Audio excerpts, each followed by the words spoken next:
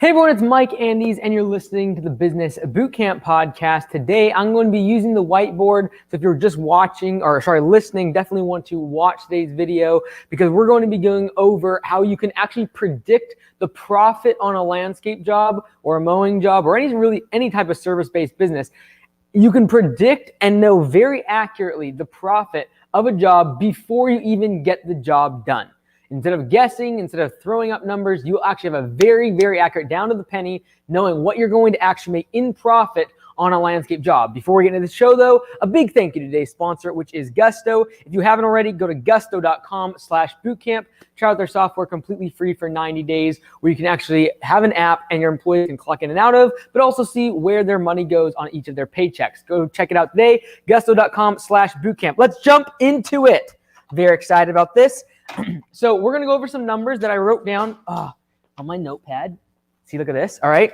So let's just go ahead and assume right from the get-go that some of these numbers might be wrong, because I literally jotted this down in about 10 minutes as I just walked in my door here. So let's just assume they might be wrong, but please get the gist of what I'm trying to explain here, because it's very, very important to your business.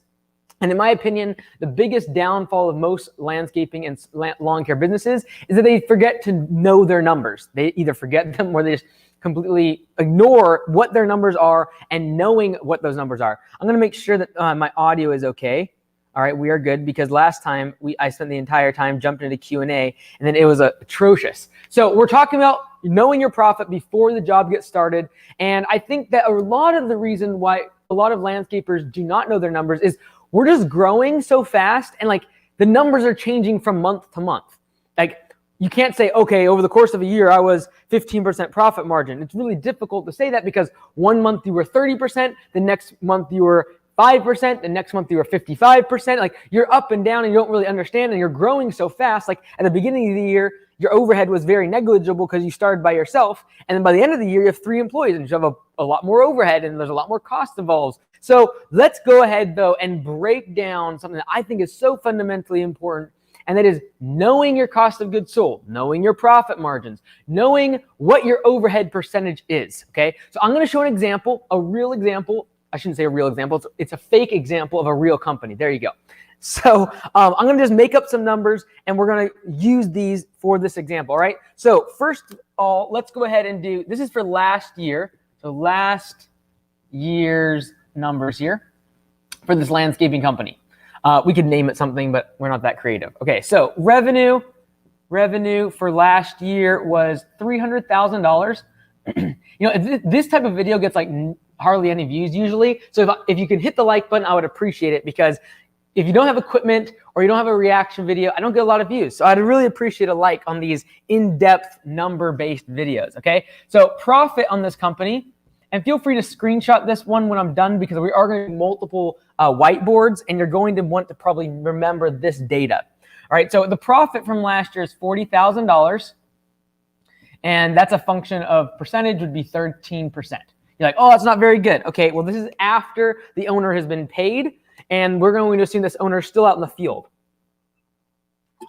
But this owner has already been paid. This $40,000 is like after the owner's been paid, everything has been paid off, and that is the revenue and the profit. Now, let's go ahead and break down the COGS. Now, the COGS, or cost of goods sold, includes in this industry primarily 3 things. You got your wages, like your field worker wages. This is not people that are in the office, estimators, office managers, none of that. Just people in the field working. So your wages for them, you got your cost of material, and then you have subcontractors, right? So those are the 3 major pieces of the landscape industry when it comes to COGS. All right, when I say COGS, I'm talking about cost of goods sold. All right, so when someone says, what's your COGS? Your COGS are your cost of goods sold. What that means is, what does it cost to actually produce the product or service? This is really, if you think about like a car, this is the cost of goods sold is like the metal, all the rubber, all of the actual people on the production line creating it. Things that are not included in terms of COGS are like administrative fees, office, sales, advertising, etc. Okay, so let's go look at the COGS of this hypothetical company. Of course, my throat goes out right as I start talking here. All right, so the wages for this company is going to be $150,000. Now, for the sake of simplicity, we're going to keep this owner out in the field working.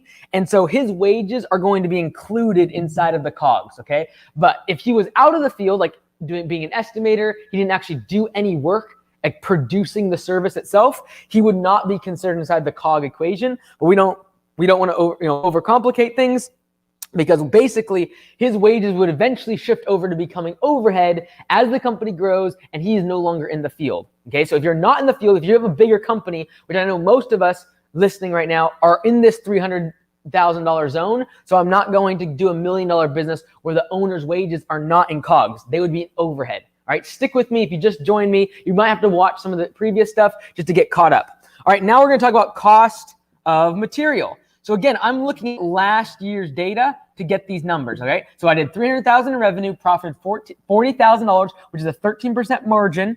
And my wages, including, I should probably write that in, including owner's pay. So maybe the owner took $50,000 home and then $100,000 to his employees. Let's just say that, for example. All right, cost of material, we're gonna put at $40,000. Again, we're looking at last year's profit and loss statement. Now, if you're in the landscape, hardscape industry, this is going to be a lot higher as a function of percent against your revenue. In this case, his cost of material, maybe for some plants, mulch, basic services that he installs, is about, I don't know, 11, 13, somewhere in that percentage of his total revenue. Doesn't really matter at this point. All right, subcontractors. So maybe he was doing some jobs that he needed to do some subcontracting, and he just did a couple of those, so $5,000. For his subcontractors. All right, so we added up wages. Again, those are direct wages out in the field. We added up wages, cost of materials, and subcontractors to get our total COGS, which is cost of goods sold. And that is going to equal a whopping $195,000. All right, again, I'll probably make some math mistakes in this video. So let's just embrace that and get my point here, right? So let's just hope this kind of keeps working. So at the end of the day, if we take 195 and we divide that out by our total revenue, that means that our cost of goods sold is 65%. Make sure you guys can see this. Okay. Can you see it? Yes. Good. I even took my graphics off so no one would be distracted. You can see the whiteboard completely. So 65% of revenue went to our cost of goods sold. Now, for you to say that that's good or bad, or you should have a higher cost COGS or a lower COGS, trust me, you comparing yourself to people in the green industry is like comparing like bananas and apples, peaches and pineapples. Like it's completely different. Because again, if I am hardscape based, my COGS are going to be a lot higher. If I'm growing and expanding really fast, I'm going to have more overhead because I'm going to have a lot of advertising costs. So trying to compare against people like, oh, mine's better than yours. Like it's not. Like trust me, a really high growth company that down the road is going to be extremely profitable could look really bad when it comes to some of these numbers. Okay, so this is more about knowing your numbers, not comparing your numbers. Okay, there's a reason why I'm not showing you Augusta Lawn Cares or saying that this is the standard you need to be at. That's irrelevant. Knowing your numbers is the first step to actually getting progress and improving those numbers. So 65% in profit. Okay. Now, if we add this 13%, so we got 13% here, what we're going to come out with is a total remainder of 22% overhead. Okay, let me explain just a second. Overhead equals 22%. Okay, so at the end of the day, when you have overhead plus your profit plus your cost of goods sold, that should equal all of the revenue from the business. Okay, so we have cost of goods sold at $195,000. That's 65% of our our revenue. Okay, then we have 13% profit, or 40,000. Could do the same. You could convert this over into numbers, and then overhead is going to be at 22%. Okay, so overhead of 22%, profit of 13%, COGS or cost of goods sold of 65%. Okay, now go ahead and take a screenshot of that. Go ahead right now. Boom. So if you're going to compare this later, take a screenshot now, because now we're going to erase this. We're going to use these numbers. And so if you are the type of person like me, you might want to take notes on this one, because I'm going to be doing a few different whiteboards and going back and using those numbers. Okay. So there it is. Okay, cool. All right. So if we are going to try and figure out the profit before a landscape job, there's two things we need to do. Number one, we need to find the overhead percentage. That's why we just did that first step. We found out what our overhead percentage was for last year. So step one, our overhead percentage, can't write at all. Overhead equals 22%. All right. So that's the first step of knowing your profit before a landscaping job. All right. The next step is what we got to do next, and that is calculate your cost of goods sold accurately. Now, we already figured cost of goods sold as a percentage, but cost of goods sold really changes based on every single job. It depends on, every single job you can, use more materials, or maybe it's more service-based and just like maintenance and just labor. So we want to get very, very detailed so I can look at one job, not an entire year, not an entire month, but one job, and be able to accurately predict what exactly my profit is before I start the job, not after, before. Here's how we're going to do it.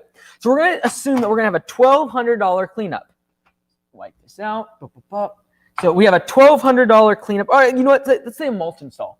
All right, so let's do a $1,200, let's just say landscape job. It could be anything, but I'm just going to use a mulch job for an example. Landscape job. All right, fantastic. So what we're going to assume on this landscape job is that we have 16 budgeted hours.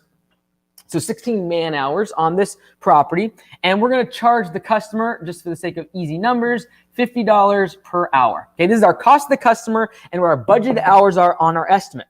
We are also going to know that we need 10 yards, not years, we do not need 10 years of bark mulch. We need 10 yards of bark mulch let's see here, bark, boom. And that is going to cost to the customer, we're going to charge $40 per yard, okay? So this is what we're charging the customer right here. So if you break this down, you have 16 times 50, that's going to equal $800. And then over here, you have 10 times 40, that equals $400. That's how I came up with my total price of $1,200, okay? That's the pricing. That's how I'm going to come up with the number. But now what we couldn't do, we could just guesstimate and say, okay, well, out of that $1,200, I'm going to have a 13% margin. Based upon my numbers, I'm going to have a 13% margin. So 13% of 1,200 is going to equal, did I write that down? I did. Look at that, 156. This is probably where I started making mistakes on math because I was rushing. All right, so 13% of 1,200, $156.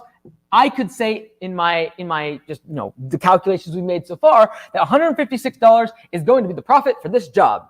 And I would probably be right if I took every single job in my whole year, because that's what I figured the 13% was from my last season, right? But I want to know this job, not all the other jobs, just this one job. How much profit am I going to make just on this one, okay? Here's how we're going to run the numbers.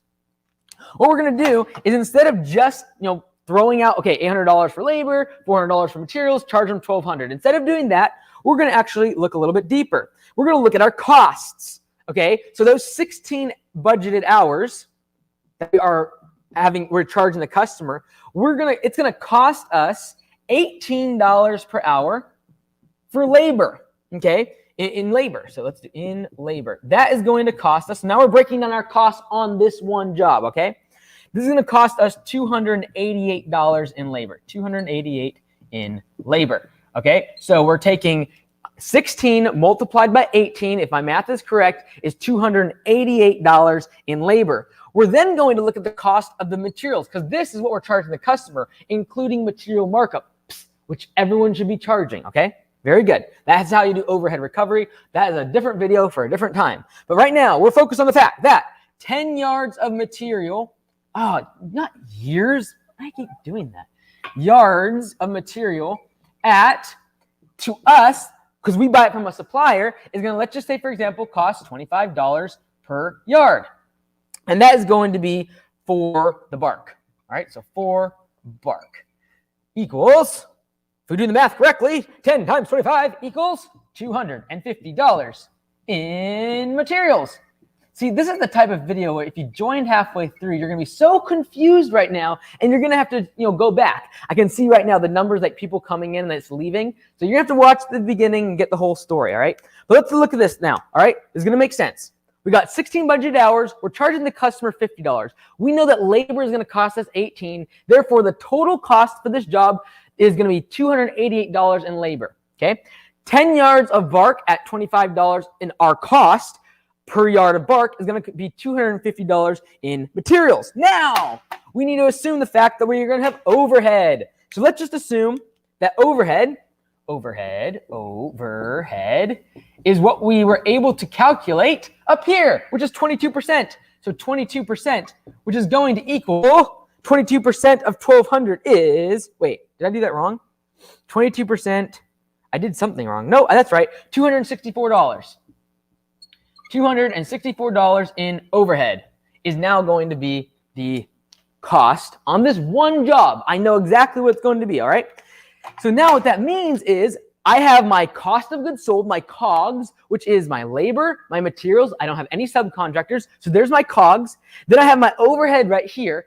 Now I can figure out my profit. Okay, so if I just go like this, profit, boom, boom, boom, and I take my COGS plus my overhead, and now I can figure out my profit, which my profit is basically going to be all of this added up together. You know what? Let's move this over. So let's add this all up together. It's going to come to a whopping $802. Boom. That includes my overhead and all of my cost of goods sold. So now I'm going to take the total amount from the job, $1,200. I'm going to subtract my overhead and cost of goods sold, which comes out to $802. And now I know with relative certainty that I'm going to make $398 of profit on this job. I can guarantee it. Now, there's one thing, the biggest variable of making this accurate is one thing, all right? One thing alone. And that is that you actually get the job done in 16 budgeted hours. Because if the job takes 20 budgeted hours, now all of a sudden, you're getting a lot more labor. And if it takes way more yards of material, you also have a problem. But you should be able to charge that to the customer if it goes over what you estimated for the material side. But the labor is the biggest variable expense. At the end of the day, that $18 per hour and making sure they got done in 16 budget hours is the biggest variable expense in your business. I have said this time and time again on the channel, and that is that your biggest variable expense in your business is your labor. Because if it rains, this might go up to 18. If it rains and a truck breaks down, this might go to 20. If it rains and you get a flat tire and they get to the job site and the customer talks to them for a long time, now it's like 25 hours. Okay, now someone's lazy and it takes them like a whopping 32 hours to do these jobs, like 2 days. It's crazy stuff. If you did that, if you actually did the math and you put 32 here, all of a sudden, this would double your labor and literally cut off like 40% of your profit would be wiped out if your biggest variable expense, i.e. labor, was not exactly 16. All right?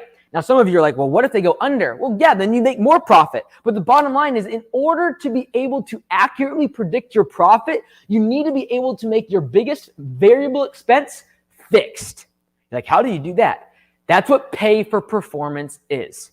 All right. So those of you who've gone to landscapebusinesscourse.com, have watched it, seen the Excel spreadsheets, used the software, implemented pay for performance. What pay for performance does is locks this job in at 16 budget hours. No matter how long the job takes, I know my labor is going to be $288. The crew is going to get $288. Sorry, it's going to cost me $288 in labor expense, regardless of how long it takes them. If it takes them 10 hours, I'm still paying $288. If it takes them 20 hours, I'm still paying $288. That is the beauty of pay for performance, because I take the one biggest variable. Because guess what? I know exactly how much it's going to cost per yard of material. I know exactly, what my material markup is and all the rest. I know my overhead is. The one biggest variable expense in your business is your labor. Inefficiencies, people being lazy, people going to the gas station, equipment failure, all the things that go into weather and all the rest of it. That is what's killing you right now on the ability to be able to look at a job like this and know before you get started exactly what your profit margin is. If you're using P for P, which stands for pay for performance, this is what the benefits of P for P is be able to look at a job and know before you get started exactly what the profit margin is, exactly how much money you're going to make, exactly what you're going to have at the end of the day for your profit. All right, this is not rocket science. It's absolutely possible. And I know many of you have implemented it. I'm very, very proud of you. That's P for P, and that's why it's so important. Okay, so I'm going to go ahead and jump in and answer a few questions. For all 78 of you that are on here, I appreciate you being on here tonight. What I'm going to do, because there's so many questions, instead of going through every single question, I'm going to kind of hand pick a couple and try to elaborate a little bit more on them. All right, so instead of just like going through every single one, I might skip yours, I'm sorry, but I'm going to try to get some more in-depth questions so I can give some better answers than just trying to like go through a lot of filler. All right, let's jump in. All right. Let's see here. Been wondering, Kate. Let's get through some of these. I'm going to try to get some actual questions. Cool. Throwback to my managerial accounting. Yes, exactly. Gotta love it. Okay. Let's see here. 10 cubic yards would be 4 to 5 man hours for us. Yeah, and this is the thing, right? Like it could be, it could be 4 to 5 man hours. But what if that mulch is being installed at the back of someone's property? After you have to go downstairs, there's no other way to get there. And so that's why I kind of get a kick out of it when people are like, oh, I charge $120 per yard of mulch, and that includes installation. That is like the worst form of this, because you've lumped your labor, your materials together and thrown a number up against the wall, and you have absolutely no idea how many budget hours you have. You have absolutely no idea how much profit you're going to make on that job, because $120 per yard of material installed is great if it's close to up front, next to the house, next to the driveway, really easy access. But what if it's down a bunch of steps and you have to literally either carry it in, buckets or something like that? Like that would be brutal for your crew, and you would not be accurate on budgeted hours in that scenario. Okay, let's get some good questions here. Let's see here. Oh, I skipped a bunch. Sick. Closed the first job of the year for an aeration job for $105. Took me about 45 minutes to do it. Very cool. You'll need baseline data from your previous year. Yeah, you're exactly right, Colton. That is an assumption here that I've had. And here you could use monthly data if you needed to create these and you're just getting started. You could probably just add up your monthly overhead and figure out the percentage of revenue or profit. Yeah, exactly. Could I apply the business model to a field that isn't lawn care? 100%. Literally, I was just talking to someone that owns a restaurant, and they've implemented P4P using what we talked about, landscapebusinesscourse.com and at Augusta. And they just sent me a screenshot of their revenues, and like they're killing it. And so they were just saying thank you for all the stuff from P4P because it works. It works in anything to do with labor. All right. And so right now we're using a lot at Augusta and in the lawn care industry, but this will apply for anything to do with a human being having to be a part of the COGS, the cost of goods sold. All right. Let's see here. I think I get the P4P when it comes to a project, but I'm struggling with understanding reoccurring lawn maintenance. Could you skim over that? I'm not going to be able to spend time on that, unfortunately. I can briefly say it now, and that is, regardless if it's this or you are using for mowing, you're going to be giving your employees a percentage of the revenue they make for the business. That's really what it comes down to at the end of the day. And so regardless if it's here or whether it is, so for example, here, $18 out of 50 would be, let's see, you're doing the math, Michael, 40%, 35, be 2, so 25, 4, 32%, it looks like, I'm probably wrong. About 32% of the total amount of money, the labor revenue, is going to the employee in this regard. And that 288 is like fixed. It's not going anywhere. It's not changing regardless. And so when it comes to mowing, it's the same thing. They get a percentage of the revenue they make for the business. You would take the amount of money they make on a route. You'd give them that same percentage. Doesn't matter. All right. And there's a lot more info in Landscape Business Course, like hours of content. So I'm not going to like try to explain all the little fine details on here. Can you list things that included under the overhead just to get an idea? Yeah, so basically anything that doesn't go into the direct manufacturing or creation of a product or service. So for example, when it comes to mowing and landscaping, your advertising doesn't actually cut the lawn. It doesn't lead to anything actually producing the service. So labor and the materials to do the work, that is a big part. And then subcontractors, if you use subcontractors, that's going to go into your cost of goods sold. But in terms of what's overhead, that's like your advertising. If you have an estimator, if you do, if you have an office space, your rent, your insurance, all of that stuff is overhead. Okay. see here. What tax forms would you need for the employees P4P? We use W-2s. They are not 1099. I would be very, very cautious if you think you can get away with 1099 in this industry. If you have them have uniforms, if you require them to be at a certain place at a certain time, if you give them a truck and equipment, I would not recommend doing 1099. You're going to get yourself into some legal issues down the road if you continue to grow. Or if you get into, an employee doesn't like you, they can get you in trouble big time. All right, let's see here. I'm probably skipping stuff. I started using your mulch pricing method because I used to charge per yard and realized that raised beds take like 50% longer. How do you systematize breaking down job costs? Standardized pricing. I use exactly what I talked about here.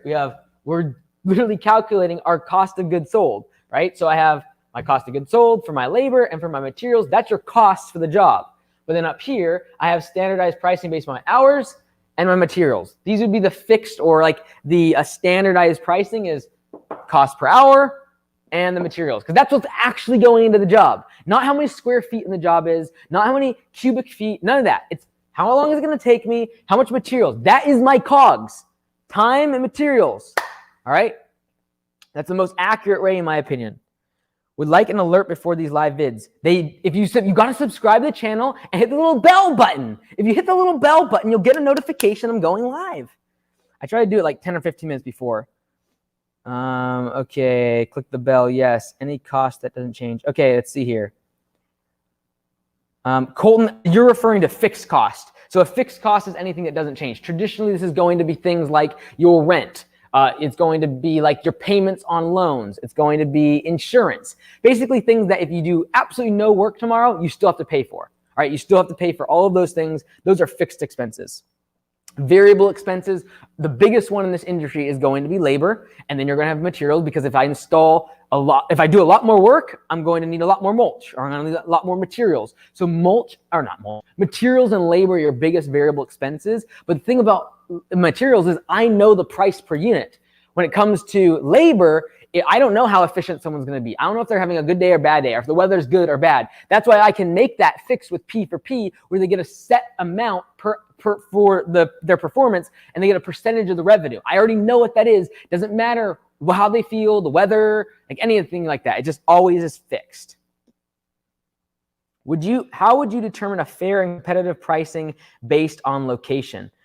A big thing that, in my opinion, is making sure that, this is the first thing I talked about the other day, like knowing your labor percentage. Like if your labor, like the cost of you doing labor and getting laborers is like over 40%, or even worse, 50% of what you're charging the customer, you probably need to raise your prices.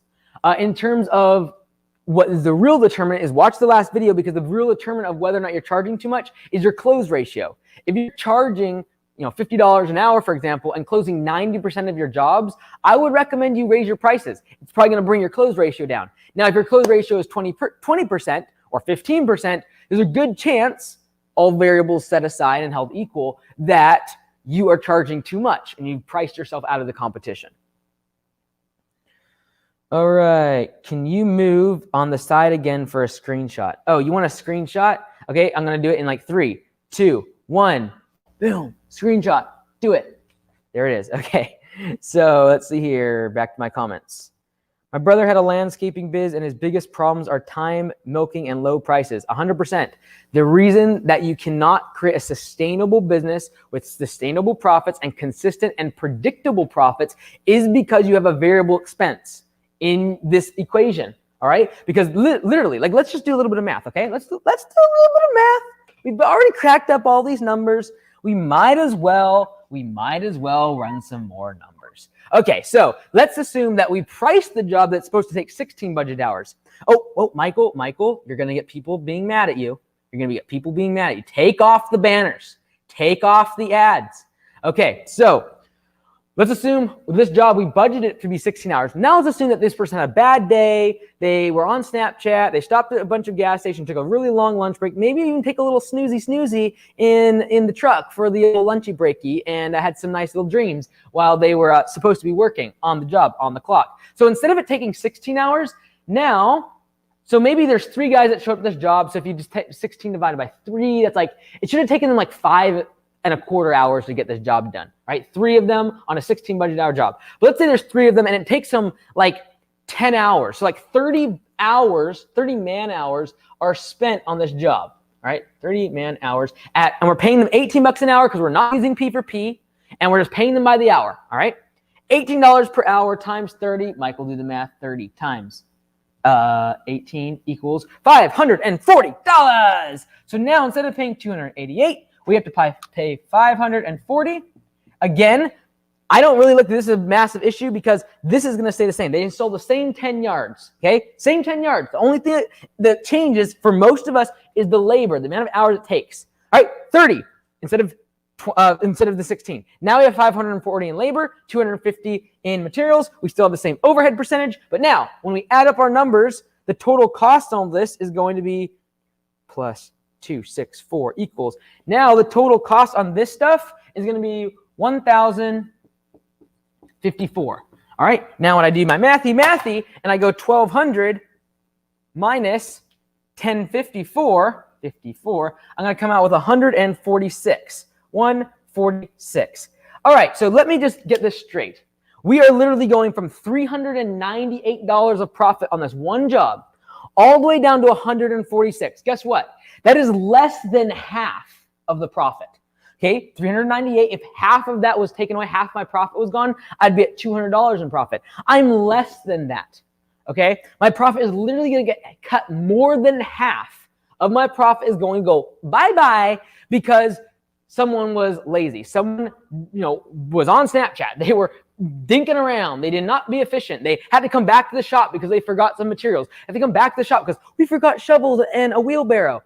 This is why you need P for P to standardize this. Okay? Get kind of fired up over that stuff. At what point would you transition from a service like call boss to an office person? Definitely when you're big. Like when you take the cost of an office space and utilities and computers and then training an office person for 3 months before they're proficient, and then they leave and now there's a massive vulnerability in your business. Like I can't fathom, like all of our corporately owned locations besides the first one that we already had bought a bunch of office space and bins and a big shop space. Every single corporate location going forward will not have an office. It will not have any office workers. It'll all be going through command center, which in this case for someone like yourself is a call service. All right. The cost, because all of that cost, all the office equipment, all the utilities, all of the commercial lease that you now need to sign that is $3,000 a month for the office in the building instead of what you could have got for like $500 a month for just a gravel parking area for your trucks. Now, all of that, guess what that does? Inflates this number right here, overhead. Okay? I'm going to make a video later this week about overhead and how it is killing so many of our businesses as we grow, especially past about $300,000 to $400,000. When you start getting past it, it's like, oh, now I gotta get a shop. Now I'm gonna go to an office person. Now I'm gonna go get an estimator down the road. Those overhead expenses are killing, destroying, annihilating companies as they grow. And you've got to keep a cap on overhead. Okay? I'm not saying you need to be at 22% or below. I'm just saying, in general, the reason most businesses fail is one of two reasons in this industry. One, efficiency. Bam, bam, bam, bam, bam, bam. P for P can help that. Or two, overhead. They get the big trucks, they get the big payments, they get the big rent, they get all this stuff that's really big, fixed expenses, a bunch of advertising that doesn't really work, all overhead, and that drains their business. Because guess what? If all of a sudden my overhead went to 30%, all of a sudden this number goes up, all of a sudden this passes $1,200, I am losing money on this job. And that happens for so many landscaping businesses. And that's why Landscape Business Course exists. All right? So, next question, how are we supposed to be charging for mulch jobs? My pops charges $105 per yard. He gets mulch for $35 per yard. Yeah, that's all great and fine and dandy, but the problem is you're going to have a variable profit margin because if that 1 yard of materials being installed right against the curb, you're going to make great profit margins. If it's being installed in the backyard through a small gate at the bottom of some steps, you're going to have a horrible profit margin. That's why using budgeted hours and materials is going to be the most accurate way because that's your actual cost of goods sold. I graduate from college in May and will be moving back home. What's the best way to pick up yards 2 months in the mowing season? Watch a lot of other videos of mine. I can answer that. Do you or your manager run this COGS profit analysis before or after you send a quote? We actually don't run the numbers Because honestly, if these is set, I don't need to run and know what my profit number is going to be. I can. Every single one of our estimates, we can figure out exactly what our profit's going to be at the end of the job because we have this fixed. All right. Not super difficult, but we don't run it every single one because they do like 15 or 20 a day at the first one location. Like Command Center probably does, my goodness, probably hundreds and hundreds of estimates every day for the franchise across the system. And we don't calculate on every single job, but it could be done as long as we have budget hours, materials, and we're able to have everyone on P for P where that's going to be a fixed number for the budgeted hours there. Yes, Colton, that's a good question. In terms of managing or adjusting the quote, we would only change a quote if one of two things happen. One, we use more materials. And we are able to say, hey, look, we estimated 10 yards, and it says it in your quote. We have to use 12. We're going to tack on extra cost.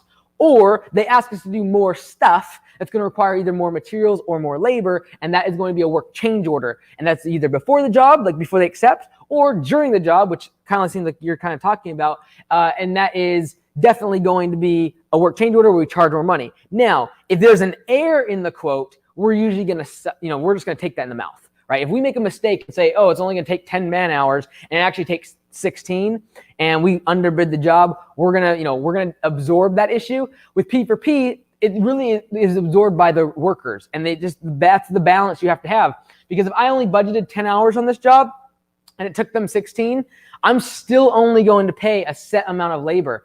It's not going to affect the business. But if you do that too often where they can't make above base pay, now I'm kind of getting in the weeds of people who are in the course.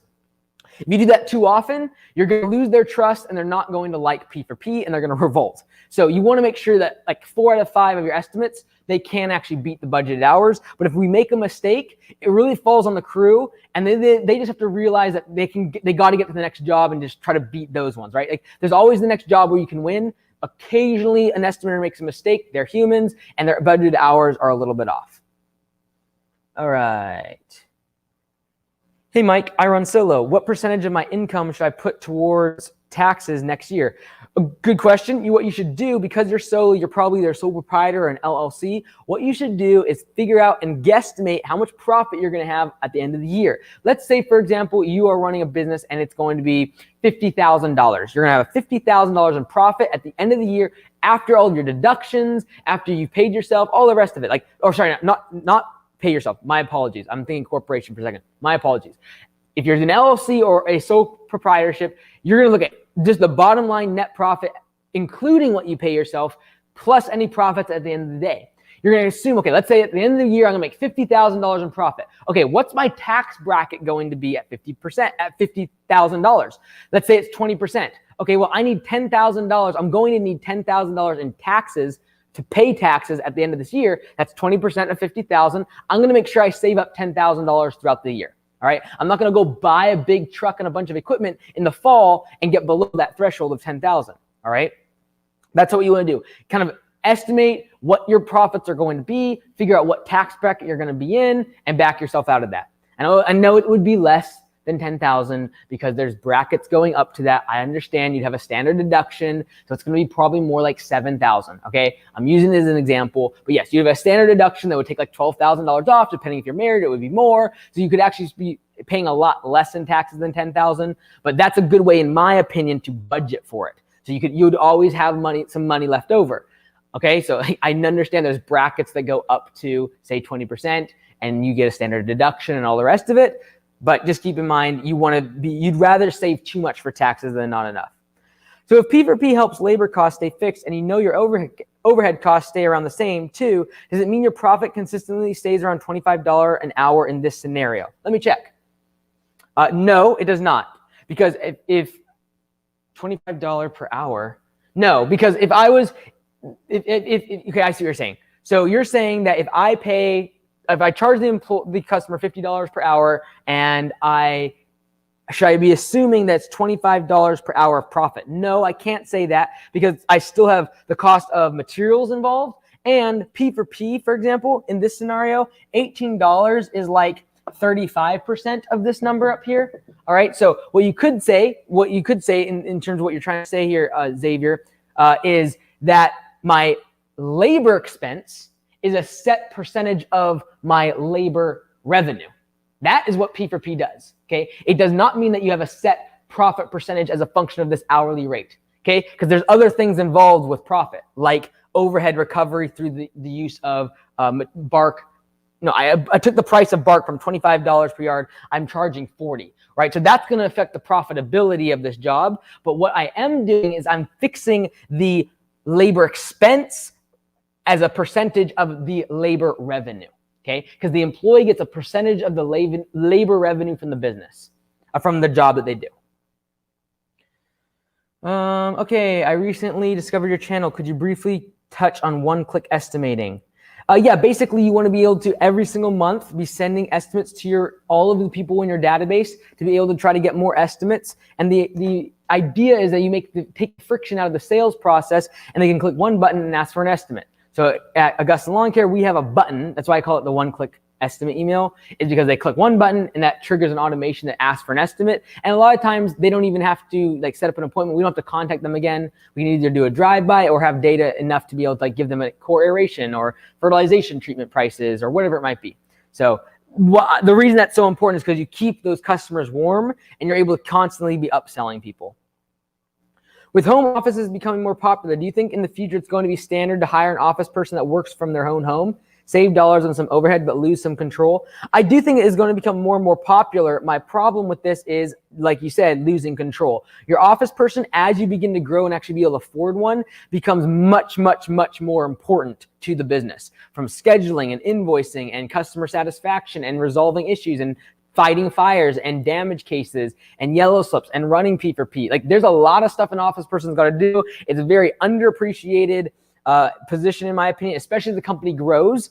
I think you need to have that person very connected to your company. They can't be part-time or hey, just letting you know, I'm going to be gone for the next 3 weeks. That could really sink you. And that's why I don't like having the vulnerability of having office staff or even one person, because if that person gets hit by a bus, or if they go on vacation for 3 months, or if they have a baby, or if they get married, or whatever it might be, you're putting yourself in a real vulnerability.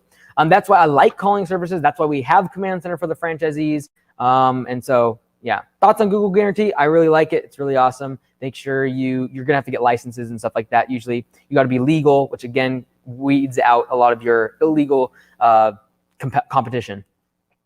When starting out, would you recommend 40% of revenue going to labor costs just to fill the schedule and then aim for 30?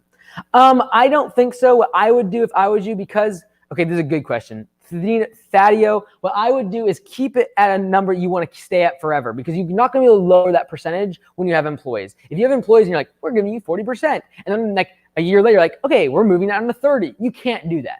So I would start off a number you're comfortable with. Maybe that's 30% for you. And then what I would do at the beginning, like you're saying, to lower costs, is instead of charging $40 per yard and you having a bigger markup of material for this bark, I would charge maybe 30, right? Which is going to save $100 off of this job. It's going to be $1,100 instead of $1,200 to total cost or price to the customer. But if you're wanting to lower price, in my opinion, take it out of other spots besides that fixed percentage that you're giving to the employees on P for P, okay? And for those of you who don't know P for P is, you should join landscapebusinesscourse.com. I have no quims in the price on that thing, whether it be the software, the Excel spreadsheets, and all the other videos, by the way, are good too. But just for P, you should join the course. Trust me, don't try to spend 3 or 4 years trying to figure out what we made in that course. Just use it, take the Excel spreadsheet, make it your own, use the software if you need it. It's great. It took us a long, long time to figure that out. So I have no qualm about charging that. Some people are like, that's $519. I'm like, well, you go try to figure that stuff out and spend 3 years trying to do the numbers and then make the software and Excel spreadsheets. It's really great system. What do you think $300 from a 2-hour job with 2 people? Is that good for a solo operator? Maybe it's good, maybe it's bad. Depends on so many different variables. Like, what's your cost of the material? What is your cost of living? Are you paying someone $50 an hour to work for you because you're living in San Francisco? There's so many. Oh, you're a solo operator. My apologies. Oh no, you say with the 2 people.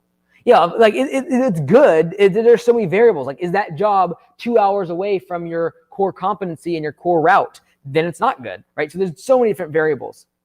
Let's say my goal is to make $10,000 per year in profit. Couldn't I just implement on my hourly? So at the end of the year, regardless of what happens, you'll end up with around $10,000. Thanks for the answers. You're talking about the tax thing. Okay, to make 10,000, couldn't I just implement on my hourly? I'm not exactly sure what you're asking there. Sorry, brother. Diego, if you have just a one truck crew, how would you schedule maintenance accounts and one-time jobs like cleanups or saw install? What I would do, Diego, I would say, okay, I'm going to mow lawns, let's say Monday, Wednesday, and Friday, and I'm going to be able to move them by one day on the schedule based upon like raining and things like that. And then on the other 2 days of the week, I am going to do projects, giving me some flexibility to be able to move the mowing around based upon the weather. Whereas like I can usually install like a mulch or trim bushes in the rain. Really difficult to do like mowing in a lot of parts of the United States.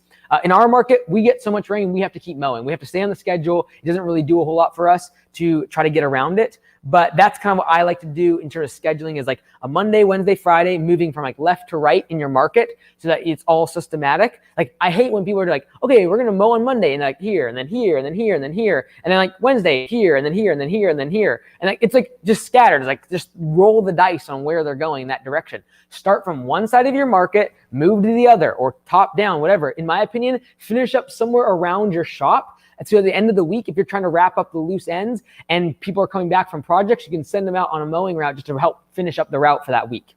That's just my opinion. Finish up on the side of your territory that is closest to your parking or storage or your shop space. I made $300 an hour pulling for weeds. Yeah, again, I kind of addressed this. Hey, Mike, I'm struggling to explain P4P in a short sentence, something I can put on the wage section for new hires. Any recommendations, or is that a landscape business course special? You're going to get a lot more information in landscape business course special. That's funny. You're going to get a lot more info in landscape business course, but let me give it to you really, really clear. If I'm explaining to an employee, this is what I say. You're going to make a percentage of the revenue you bring to the business. That's it. Right? Yes, there's other fine print about like quality in terms of callbacks and damage cases and all the rest. By the end of the day, P4P is this. You're getting a percentage of the money you make for the business. Therefore, if you work harder and faster and more efficiently, you're going to make more money. If you want to slack off and go to the gas station, go for it. It's all up to you. You're just not going to make any money. All right? That's P4P in a nutshell. Colton, yes, get the likes up. Get the likes up. Come on. We're still at 70 plus people. Okay, James. Okay, last question here. Having a solid day still, what are your thoughts on having to develop crews so you can scale without going full-time yourself? Too much hassle or risk? Okay, so you still have a day job. You're trying to develop a crew so you can scale without them going full-time. In my opinion, again, it seems like I'm just talking about P4P in this video. I didn't really mean it to be that way. In my opinion, you have to be on P4P. So you don't have to constantly be managing them, wondering where they're at. You don't have to like do callbacks for them. P4P is going to make sure that they are efficient. It's going to make them responsible for the jobs they do, and they are going to be responsible for going back to a callback, fixing a damage case. They're going to be as efficient as possible. You don't have to, have a camera to make sure that they're efficient in the morning and not like drinking coffee for 20 minutes or showing up late. Like P4P manages the behavior. You as a personality do not want to be managing people because you could be somewhere else. You could be at your job. You could be on vacation. You could get hit by a bus. But if you have systems in place to manage the behavior, i.e. P4P to manage the inefficiencies that's just common in this industry for laborers that stop at gas stations, have smoke breaks on their cell phone, dink around the shop, forget equipment, make callbacks, all of that is inefficiency. And P4P manages that inefficiency and makes it a standard number, a standard percentage that I can count on every single time in terms of what my profit's going to be on a job. All right. So thank you so much, everyone, for watching. I'm going to go ahead and throw this up. The reason I'm doing this, I'm really pitching this hard in terms of P4P right now is because we're going to the spring rush for many of you. And if you do not figure P4P now, you're not going to do it in the spring. The course takes a solid month to implement P4P. You got to run your trial periods. You have to do your vote and your implementation. I walk you through the process. But if you don't do it now, you're not going to do it in the spring rush. You're not going to do it when you're having 5 estimates, 10 estimates, 100 estimates a day. You're trying to hire people and you're trying to get them as fast. Like anyone with warm blood and 2 hands, like let's get them in there. P4P is going to be the thing that allows you to attract great talent, retain them by paying them more than your competition, and it's going to be able to manage the business so you're not always constantly tracking their trucks, wondering where they're at, always in the back of your mind, wondering if they're being efficient and lazy in the jobs. That doesn't happen. You can scale your business using P4P, pay for performance, where they get a set percentage of the revenue they bring to the business. Why is that important? Because I want to have a consistent profit margin that every single job, before it even starts, I already know what the profit number is. Know your numbers, know your cost of goods sold, know what your material and your labor costs are, all that good fun stuff. But at the end of the day, I want to make some profit, baby. Thanks so much, everyone. We'll see you on the next video.